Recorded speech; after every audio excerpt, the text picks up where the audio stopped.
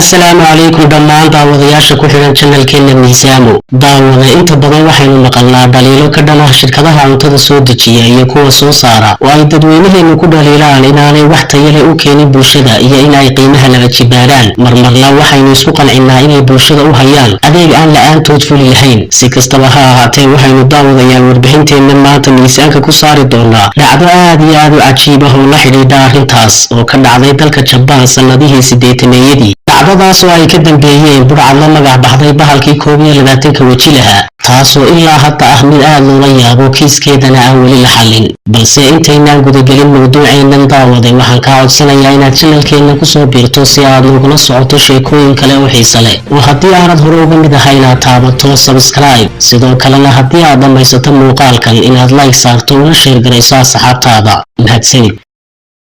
bishii Maarso ee sanadkii 1984 laba nin oo wajiga soo duubtay ayaa waxay jabsadeen guriga nin lagu magacaabo Isaki Katahosa kaasoo ahaa agaasimaha fulinta ee shirkadda lagu magacaabo Galiko shirkadaas oo ka mid ah shirkadaha waaweyn ee cuntada sameeya oo ku taala dalka Japan inta ay xirxireen ayaa waxay u kaxaysteen meel magaalada ka baxsan oo ku yaalo baqaar cidla ahi kadibna waxa ay la soo xiriireen shirkadiisii iyaga oo ka dalbanaya madax furasho dhan 100 milyan oo giniga Japan ah iyo 100 kiilo oo dahaba si ay u sii daayaan laakiin nasiib wanaag Isaki wuxuu ku guuleystay inuu ka soo baxsado ka hor intii aan la bixin madax furashada dhacdadaas ayaa waxay ahayd bilowga dhacdooyin yaab leh oo ay ka dambeeyeen koox dad ah ama hal qof oo isku magacaabay bahalka 21 waji leh magacaas oo ahaa magac laga soo qaatay taxane sheekooyin caanka ah dalka Japan oo isla sidaas lagu magacaabo waxaa xigtay bishii Abriil ee isla sanadkaas 84 in baabuurtii taalay baarkinka shirkadda dab la qabadsiiyey oo gabi ahaanba goobtii ku hareeraysnayd ay gubatay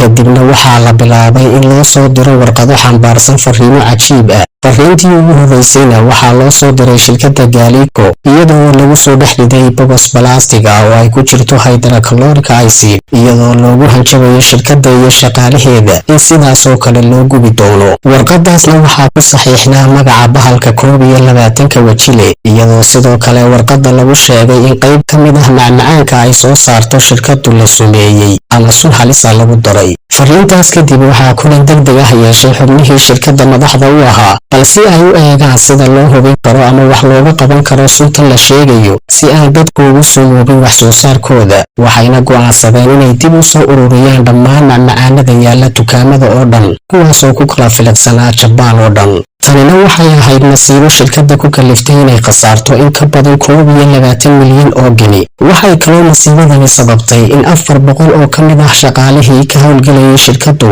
inay u soo xaadiraan kala bar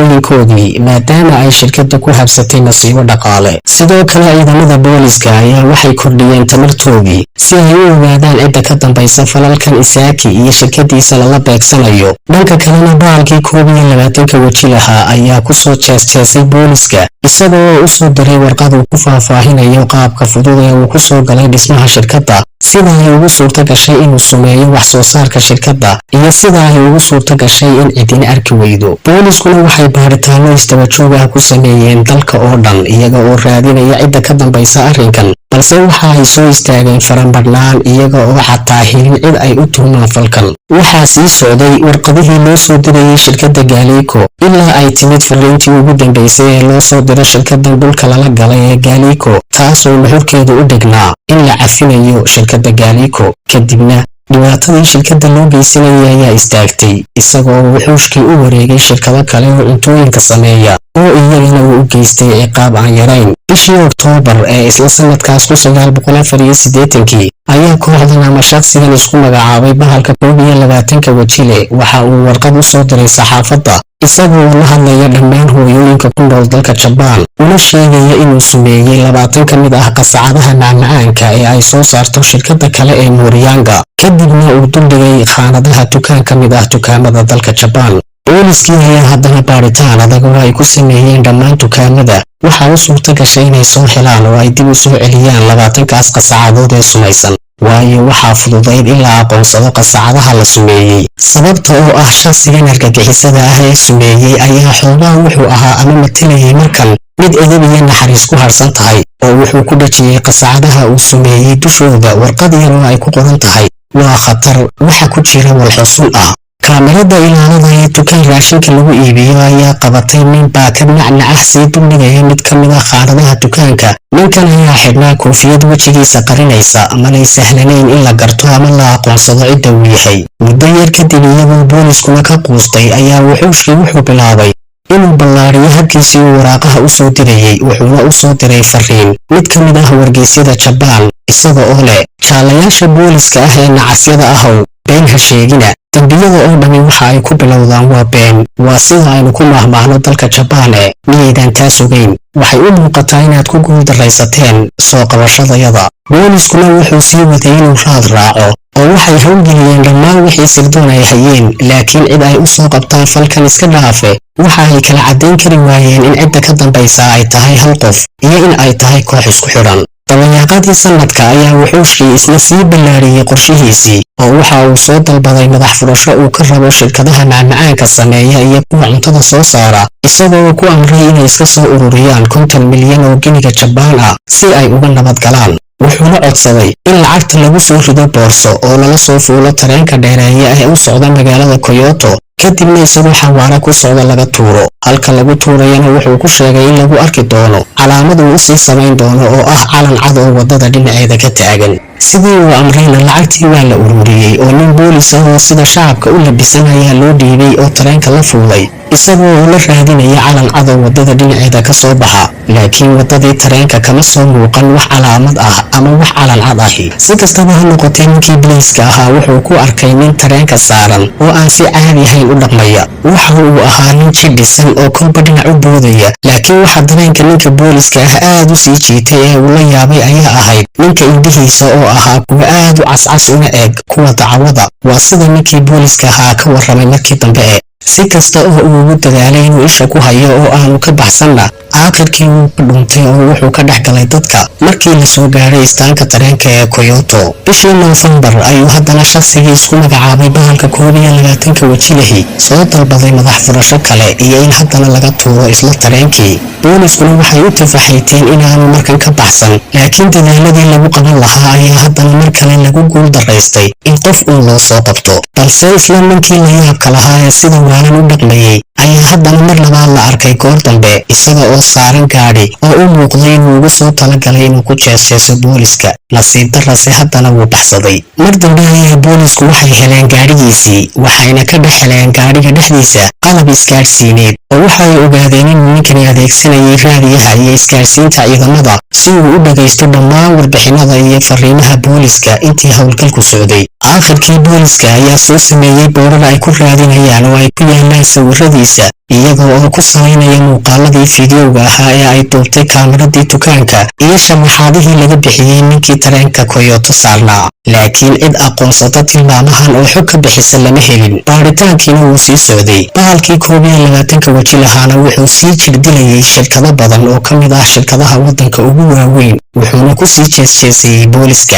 isagoo weli gacan lagu dhigin oo dabcan iska dhex mushaaxaya wadooyinka isagoo weliba ka mid ah dadka loogu doondoonista badan yahay adduunka haddana aan qofna ka shakiyi karin muuqaalkiisa. sarkaalkii u sarreeyey kooxda sirdoonka ee kiiskan qaabilsanaa ayaa aad uga niyad jabay guuldarrada ka soo wajahday arrinkan. sidaas darteedna wuxuu go'aansaday inuu iscasilo. laakiin wuxuu doortay iscasilaad ka weyn midda shaqada taasoo ah inuu nolosha oo dhan iska casilo ceebta iyo fashilaadda ka soo gaadhay arrinkan dartiis. sidaas darteedna naftiisa ayuu dab qabadsiiyey oo waa weysdilay. dhacdadan kadib bahalkii 21 waji lahaa wuxuu go'aansaday inuu joojiyo weerarkii oo uu isqariyo isagoo dabcan isku arkaya inuu yahay khatar oo aan la soo qaban karin. haddaba markaan eegno sida degdeg ah ee uu u joojiyey falalkiisii uu ku karbaashayay shirkadaha iyo booliska kadib dhimashadii sarkaalka waxay u muuqataa inay ahaayeen wax kasta oo uu samaynaya wax iska ciyaar ah ama aanu arrin weyn ama ujeeddo weyn ka lahayn. balse xoogaa kadib waxa uu u soo diray fariintiisii ugu dambaysay warbaahinta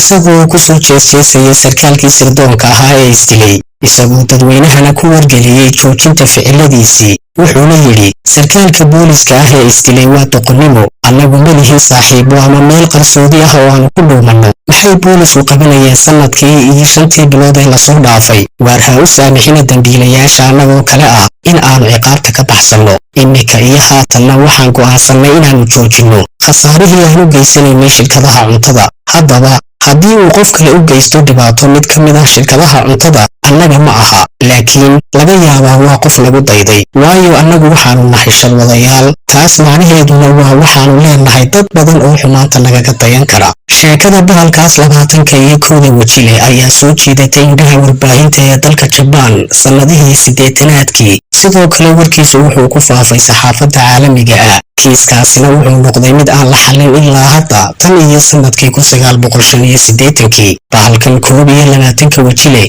waxa uu ahaa qof aad u caqli badan oo awood u yeeshay inuu cashar u dhigo booliska iyo shirkadaha waaweyn. inkasta oo aanay jirin sabab rasmi ah oo la odhan karo uu ku bartilmaameedsanayay shirkadaha cuntada, haddana waxaa la odhan karaa wax uun ayaa jiray uu ku doortay shirkadaha cuntada sameeya oo uu ku jeclaaday inuu dhulgariir ku rido, kana lumiyo kalsoonida ay shacabku ku qabaan, iyo sidoo kale inuu muujiyo awoodda iyo waxqabad la'aanta booliska. haddaba daawade mid waynu isla qirsannahay, taas oo ah in shakhsigan ama kooxdani ahayd kuwa caqli badan, laakiin ma kula tahay inay ahaayeen kuwa ka shaqaynaya danta shacabka oo aanay jeclayn inay dhib u geystaan, balse ay rabeen uun inay cashar u dhigaan shirkadaha qaar cuntada sameeya oo inta badan aan ka fikirin danta dadweynaha iyo booliska oo ay tusayeen inta ay tahay awooddooda waxqabad iyo sida ay uga hortegi karaan falalka dembiyada ah. ra'yigaagu waa muhiim daawade, fadlan waxa ay kula tahay ku soo qor barta hoose ee kommentiga. mahadsanid.